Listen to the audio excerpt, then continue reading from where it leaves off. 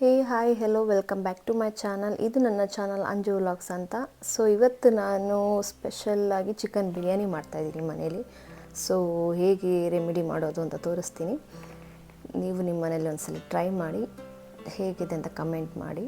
So ಇದಕ್ಕೆ ಒಂದು special ಮಸಾಲನೇ ಸಪ್ರೇಟಾಗಿ ರುಬ್ಕೋಬೇಕು. ಸೊ ಇದಕ್ಕೆ ಏನು ಇಂಗ್ರೀಡಿಯೆಂಟ್ಸ್ ಬೇಕು ಅಂತ ಹೇಳ್ತೀನಿ, ನೋಟ್ ಮಾಡ್ಕೊಳ್ಳಿ. ಏಲಕ್ಕಿ 4, ಸೋಂಕಾಳು, ಕಲ್ಲುವು, ಹಾಗೆ ಮರಾಠಿ ಮುಗ್ಗು, ಜಾಪತ್ರೆ, ಹಾಗೆ ಚಕ್ಕೆ, ಲವಂಗ. ಇದ್ರ ಜೊತೆಗೆ ಇನ್ನು 4 ಇಂಗ್ರೀಡಿಯೆಂಟ್ಸ್ ಆ್ಯಡ್ ಮಾಡ್ಕೋಬೇಕು. ಆ್ಯಕ್ಚುಲಿ ವೀಡಿಯೋದಲ್ಲಿ ಬಂದಿಲ್ಲ, ಸಾರಿ. ಜೊತೆಗೆ 2 ಸ್ಪೂನು ಧನಿಯಾ ಕಾಳು, ಹಾಗೆ 1 ಸ್ಪೂನು ಗಸಗಸೆ, 1 ಟೇಬಲ್ ಸ್ಪೂನು ಜೀರಿಗೆ, ಹಾಗೆ 1 ಟೇಬಲ್ ಸ್ಪೂನ್ ಮೆಣಸು. ಸೊ ಈಗ ಇದನ್ನು ಬಾಣಲೆಯಲ್ಲಿ ಹಾಕಿ ಫ್ರೈ ಮಾಡ್ಕೊತಾ ಇದ್ದೀನಿ. ಸ್ವಲ್ಪ ಚೆನ್ನಾಗಿ ಬಿಸಿ ಆಗಬೇಕು. ಚೆನ್ನಾಗಿ ಫ್ರೈ ಆದಮೇಲೆ ಡ್ರೈ ಫ್ರೈ ಮಾಡ್ಕೋಬೇಕು. ಯಾವುದೇ ಥರದ ಎಣ್ಣೆ ಎಲ್ಲ ಏನೂ ಹಾಕೋವಾಗಿಲ್ಲ. ಸೊ ಇದು ಡ್ರೈ ಆಗಿ ರುಬ್ಕೋಬೇಕಾಗತ್ತೆ. ನೆಕ್ಸ್ಟು ಮೆಣಸಿನ್ಕಾಯಿ, ಬೆಳ್ಳುಳ್ಳಿ, ಶುಂಠಿ, ಕೊತ್ತಂಬರಿ ಸೊಪ್ಪು, ಪುದೀನ. ಸೊ ಈಗ ಇದಿಷ್ಟನ್ನು ಜಾರಲ್ಲಿ ಹಾಕ್ಕೊಂಡು ರುಬ್ಬಿ ಇಟ್ಕೊತಾ ಇದ್ದೀನಿ. ಸೊ ಚೆನ್ನಾಗಿ ಹಾಕಿ ರುಬ್ಬಿ ನೈಸಾಗಿ ರುಬ್ಕೊಂಡು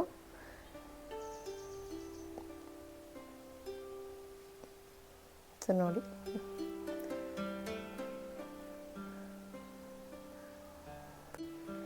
ರುಬ್ಬಿ ಇಟ್ಕೊಂಡಿದ್ದೀನಿ. ಈಗ 2 ಈರುಳ್ಳಿನ ಕಟ್ ಮಾಡಿ ಇಟ್ಕೊತಾ ಇದ್ದೀನಿ.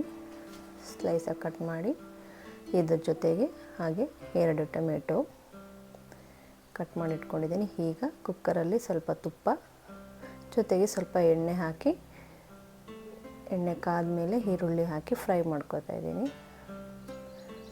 ಸೊ ಇದನ್ನು ಮನೇಲಿ ಟ್ರೈ ಮಾಡಿ, ಖಂಡಿತ ತುಂಬ ಚೆನ್ನಾಗಿ ಬರುತ್ತೆ. ಈ ಅಂಗಡಿ ಪೌಡರಿಗೆ ಹಾಕೋದಕ್ಕಿಂತ ಇದು ಹೋಮ್ ರೆಮಿಡಿ ಅಂತ ಮಾಡ್ಕೊಂಡು ಹಾಕ್ಕೊಂಡ್ರೆ ತುಂಬ ಚೆನ್ನಾಗಿರುತ್ತೆ. ನೋಡಿ, ಈರುಳ್ಳಿ ಟೊಮೆಟೊ ಎಲ್ಲ ಹಾಕಿ ಫ್ರೈ ಮಾಡ್ಕೊಂಡಿದ್ದೀನಿ. ಈಗ ಇದಕ್ಕೆ ರುಬ್ಬಿಟ್ಟಿದ್ದಂಥ ಮಸಾಲೆ ಹಾಕ್ಕೊಂಡು ಫ್ರೈ ಮಾಡ್ಕೊತಾ ಇದ್ದೀನಿ. ಸೊ ಇದು ಎಣ್ಣೆಲೇ ಚೆನ್ನಾಗಿ ಫ್ರೈ ಆಗಬೇಕು. ಇದು ಎಣ್ಣೆ ಬಿಟ್ಕೊಳ್ಳೋವರೆಗೂ ಫ್ರೈ ಮಾಡ್ಕೊಳ್ಳಿ, ಒಂದು 5 ನಿಮಿಷ. ನೋಡಿ, ಎಣ್ಣೆ ಬಿಡ್ತಾಯಿದೆ. ನೀವು ನಿಮ್ಮ ಮನೇಲಿ ಟ್ರೈ ಮಾಡಿ, ತುಂಬ ಚೆನ್ನಾಗಿ ಬರುತ್ತೆ. ಮನೇಲೆಲ್ಲ ತುಂಬ ಇಷ್ಟಪಟ್ಟು ತಿಂತಾರೆ. ನೋಡಿ, ಫ್ರೈ ಆಗಿದೆ. ಈಗ ಇದಕ್ಕೆ ನಾನು ಧನಿಯಾ ಪೌಡರ್, ಚಿಲ್ಲಿ ಪೌಡರ್, ಹಾಗೆ ಅರಿಶಿನ ಪುಡಿ ಜೊತೆಗೆ ಈಗ ರುಬ್ಬಿಟ್ಕೊಂಡಿದ್ದಂಥ ಮಸಾಲೆ, ಸಪ್ರೇಟ್ ಮಸಾಲೆ ಹಾಕ್ತಾಯಿದ್ದೀನಿ. ನಾವು ಫ್ರೈ ಮಾಡಿದಂಥ ಮಸಾಲೆನ ಸಪ್ರೇಟ್ ರುಬ್ಬಿಟ್ಟಿದ್ದೆ. ಸೊ ಈಗ ಅದನ್ನು 3 ಟೇಬಲ್ ಸ್ಪೂನ್ ಹಾಕಿ ಫ್ರೈ ಮಾಡ್ಕೊತಾ ಇದ್ದೀನಿ. ಇದಕ್ಕೆ ಬೇರೆ ಯಾವ ಥರದ ಮಸಾಲೆ ಪೌಡರ್, ಅಂಗಡಿ ಪೌಡರ್ ಹಾಕೋಂಥ ಅವಶ್ಯಕತೆ ಇರಲ್ಲ. ತುಂಬ ಚೆನ್ನಾಗಿ ಬರುತ್ತೆ ಇದು. ಈಗ ನೋಡಿ, ಫ್ರೈ ಆಗ್ತಿದೆ.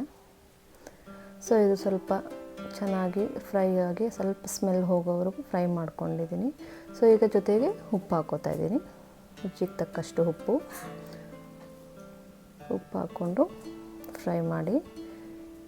ನೋಡಿ, ಫ್ರೈ ಮಾಡಿದೆ, ಹಾಗೆ ಎಣ್ಣೆ ಬಿಡ್ತಿದ್ದೆ, ಕಲರ್ ಕೂಡ ಚೇಂಜ್ ಆಗ್ತಾ ಇದೆ. ಸೊ ಈಗ ಇದಕ್ಕೆ ನಾನು ತೊಳೆದಿಟ್ಕೊಂಡಿದ್ದಂಥ ಚಿಕನ್ಗಳು ಹಾಕ್ತಿದ್ದೀನಿ. ಚಿಕನ್ ಹಾಕಿ ಸ್ವಲ್ಪ ಹೊತ್ತು ಚೆನ್ನಾಗಿ ಫ್ರೈ ಮಾಡ್ಕೋಬೇಕು. ಚೆನ್ನಾಗಿ ಫ್ರೈ ಮಾಡ್ಕೊಂಡಿದ್ದೀನಿ. ನೋಡಿ, ಮಸಾಲೆ ಚಿಕನಿಗೆಲ್ಲ ಅಂಟ್ಕೊಂಡಿದೆ. ಈಗ ಇದನ್ನು ಸ್ವಲ್ಪ ಹೊತ್ತು ಚೆನ್ನಾಗಿ 5 ನಿಮಿಷ ಕಮ್ಮಿ ಉರಿಯಲ್ಲಿ ಫ್ರೈ ಮಾಡ್ಕೊಂಡಿದ್ದೀನಿ. ನೋಡಿ, ಆಲ್ಮೋಸ್ಟ್ ರೆಡಿಯಾಗಿದೆ.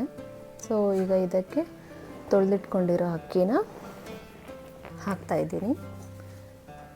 ಸೊ ಈಗ ನೀವು ಬಿರಿಯಾನಿ ಮಾಡಬೇಕಾದ್ರೆ ಬಿಸಿನೀರು ಮೊದಲೇ ರೆಡಿ ಮಾಡಿ ಇಟ್ಕೊಂಡ್ಬಿಡ್ಬೇಕು, ಯಾಕಂದರೆ ಬೇಗನೆ ಆಗುತ್ತೆ. ತಣ್ಣೀರು ಹಾಕಿದ್ರೆ ಅಷ್ಟು ಟೇಸ್ಟ್ ಇರೋಲ್ಲ. ನೋಡಿ, ಬಿಸಿನೀರು ಹಾಕಿದ್ದೀನಿ, ಕಾಯಿಸಿಟ್ಕೊಂಡಿದ್ದೆ ಆಲ್ರೆಡಿ ಹಾಕಿದ್ದೀನಿ. ಈಗ ಚೆನ್ನಾಗಿ ಸ್ವಲ್ಪ ಕುದಿ ಬಂದಮೇಲೆ ನಿಮಗೆ ಟೇಸ್ಟ್ ನೋಡಿ, ಉಪ್ಪು ಸ್ವಲ್ಪ ಹೆಚ್ಚು ಕಮ್ಮಿ ಇರ್ಬೋದು. ಸೊ ಉಪ್ಪು ನೋಡಿ ಹಾಕಿ. ನೋಡಿ, ಆಲ್ಮೋಸ್ಟ್ ಕುದೀತಾ ಇದೆ. ಸೊ ಈಗ ಇದನ್ನು ಕುಕ್ಕರಿಂದ ಕ್ಲೋಸ್ ಮಾಡಿ. ನೋಡಿ, ಈಗ ಫೈನಲ್ಲಾಗಿ ಔಟ್ಪುಟ್ ಬಿರಿಯಾನಿ ರೆಡಿ ಆಗಿದೆ. ಸ್ಮೆಲ್ ಕೂಡ ಚೆನ್ನಾಗಿ ಬರ್ತಾಯಿತ್ತು. ತುಂಬ ಚೆನ್ನಾಗಿತ್ತು ಟೇಸ್ಟ್ ವೈಸ್ ಆಲ್ಸೋ.